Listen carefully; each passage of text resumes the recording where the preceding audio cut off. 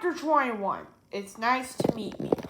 George and Harold could hardly contain themselves as they rang the doorbell of George's future self.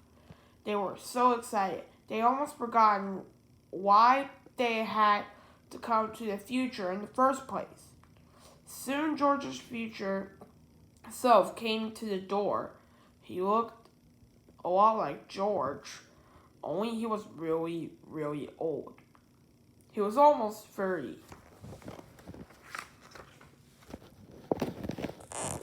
Old George recognized George and Harold immediately.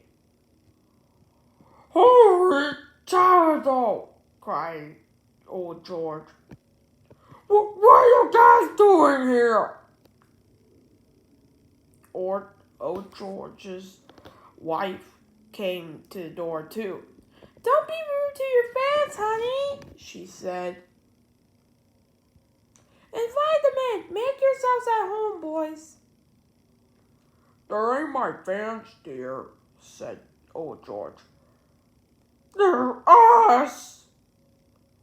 "Us who?" asked Mrs. Beard. "It's Harold and me from where we were kids," said old George. George and Harold accepted Mrs. Beard's invitation and made themselves right at home. They gleefully tore their house, checking out old George's stuff.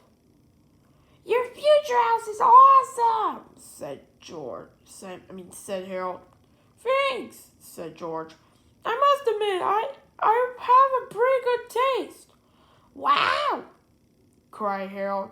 "You even got your own pinball machine?" "Cool!" exclaimed George. "I've always wanted that one." Can I play with it?" asked Harold. "I guess so," said George. "After all, it's mine."